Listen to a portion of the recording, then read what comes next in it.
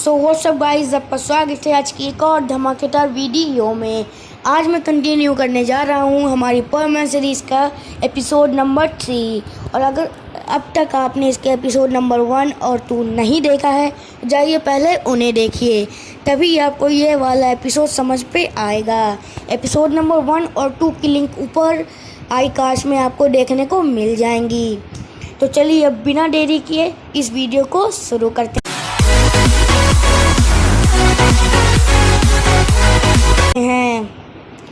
तो guys, last episode में हमने देखा था जो मित्सु रहता है उसकी हालत ख़राब हो जाती है और मिस सुमेरे उसकी बैंडेज वैंडेज लगाती हैं।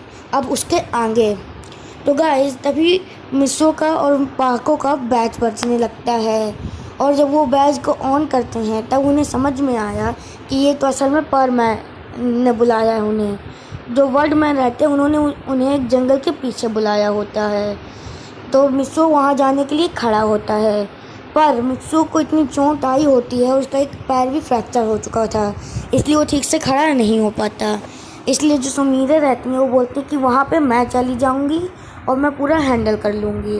पर अपना मित्सु नहीं मानता और वो अपना परमानेंट सेट पहनता है और सुमेरे से कहता है चिंता मत करो, मैं उड़ते हुए चला जाऊँगा।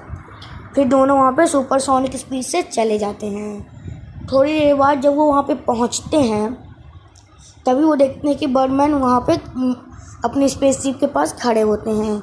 जैसे ही वो दोनों वहाँ पे बर्डमैन के पास पहुँचते हैं, बर्डमैन उनसे कुछ नहीं कहते, बस अपनी गन निकाल के मित्सु की तरफ पॉइंट करके उसे शूट कर देते हैं। और पाको ये देख के एकदम हैरान हो जाती है और मित्सु की बॉडी से तभी जैसे ही वो रे मित्सु की बॉडी को टच करती है, अचानक से परमैन की बॉडी ग्लो करने लगती है। और जैसे ही उनकी बॉडी ग्लो करके रुकती है और लाइट आनी बंद हो जाती है परमैन की बॉडी से, तब वो देखते कि जो परमैन की जितनी भी चोट थी वो सब ठीक हो चुकी थी। तो वो मित्सु ये देख के एकदम हैरान था और मित्सु मेरी भी काफ़ी खुश थी।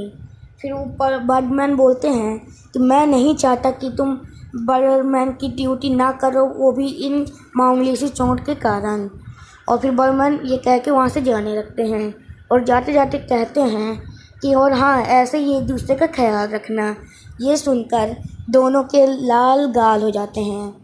तो उसके बाद अपन देखते हैं जैसे ही बर्डमैन वहाँ से चले जाते हैं तो जो मिस सुमेरे रहती हैं वो मित्सु का हाथ पकड़ती हैं और उसे एक पेड़ के पीछे ले जाती है। और पेड़ के पीछे ले जाते ही वो बिना कुछ कहे डायरेक्ट परमैन को किस कर देती है और परमैन तो एकदम शॉक में चला जाता है। उसके बाद मिस सुमेरे वहाँ से जाने लगती हैं, पर जो अपना परमैन रहता है वो उन्हें बोलता है कि मिस सुमेरे, अब मैं अपना बदला लेने जा रहा हूँ। तो मिस सुमेरे ये सुनकर एकदम रुक जाती हैं और पूछती हैं कि कौन सा बदला। फिर जो मित्सु रहता है वो बोलता है कि जिन लोगों ने मुझे मारा था अब मैं अपना बदला लूँगा। फिर जो मिस सुमेरे बोलती है कि क्या तुम अपना परमैन सेट पहन के जाओगे, पर जो मित्सु रहता है वो मना कर देता है और कहता है नहीं, मैं बिना अपने परमैन सेट के उन्हें हराऊंगा। फिर जो मिस सुमेरे रहती हैं वो पूछने पर क्यों ऐसा। फिर जो मित्सु रहता है तो कहता है कि मैंने आपसे कहा था ना, आपको बचाने का और बदला लेने का हक सिर्फ और सिर्फ मित्सु का है, ना कि परमैन का। और ये सुन के मिस सुमेरे तो एकदम शर्मा जाती हैं। उसके बाद वो बोलती हैं कि नहीं, तुम अकेले नहीं जाओगे, मैं भी तुम्हारे साथ चलूँगी। पर मित्सु इससे मना कर देता है। इसी बात पे वो दोनों काफ़ी देर तक चिल्लाते रहते हैं दूसरे के ऊपर, कभी कोई दूसरे की तरफ चिल्लाए तो कभी पाको सुमेरे की तरफ। तभी वो देखते हैं कि थोड़ी देर बाद मित्सु बोलता ठीक है तुम चलना, पर तुम वहीं पे खड़ी रहोगी और जब तक मैं तुम्हें नहीं बुलाऊंगा तुम अंदर नहीं आओगी। और जो हमारी सुमेर रहती है वो इस बात से एग्री कर जाती है। थोड़ी देर बाद वो दोनों उस जगह पे चले जाते हैं और जो परमैन रहता है वो अपना परमैन सेट उतार लेता है और मित्सु बन जाता है। और वहीं पे एक रॉड पड़ी रहती है आयरन की, तो वो उसको उठा लेता है। उसके बाद वो चुपके से अंदर चला जाता है। वहीं पर विंडो से पाको अंदर देख रही होती है कि अगर परमैन को कोई भी चोट लगी तो वो अंदर चली जाएगी। पर जो अपना मित्सु रहता है वो चुपचाप से उनके पीछे चला जाता है और देखता है कि वो सब वहाँ पे पार्टी कर रहे होते हैं कि उन्होंने मित्सु को खूब मारा और अपना बदला भी ले लिया। तो मिस्सो को ये देखकर काफ़ी गुस्सा लग रही होती है। तो बिना कुछ कहे चुपके से उनके पीछे चला जाता है और सबको बहुत तेज तेज मारने लगता है।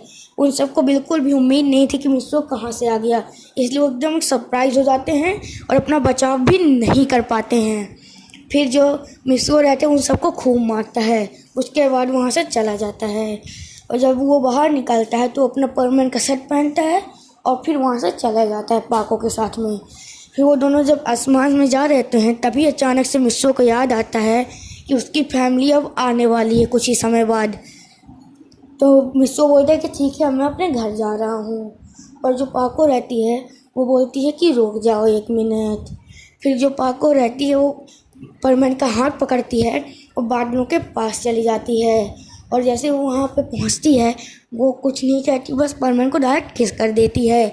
और ये थोड़ी देर के लिए नहीं, पूरे 5 मिनट तक वो दोनों एक दूसरे को किस करते रहते हैं। उसके बाद पाको जल्दी से परमन को छोड़ती है, वहाँ से जाने लगती है। जो पाको के गाल रहते हैं वो एकदम लाल होते हैं और परमन तो बेचारा शौक में ही पड़ा रहता है। उसके बाद पाको जब वहाँ से जाने लगती है, परमन पूछता है कि आखिर ये तुमने क्या किया।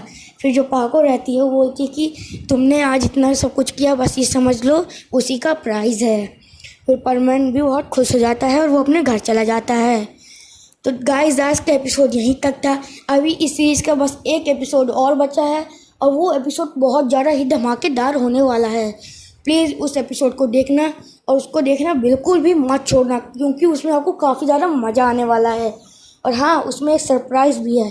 तो चलिए अब मैं चलता हूँ। और हाँ, अगर आपको ये वीडियो पसंद आई हो तो प्लीज़ इस वीडियो को लाइक करें, कमेंट करें और सब्सक्राइब करें हमारे चैनल को और भी ज़्यादा इंटरेस्टिंग वीडियोस के लिए। और हाँ, बेल आइकन दबाना मत भूलिएगा, जिससे आपको हमारे चैनल से रिलेटेड न्यूज़ मिलती रहे।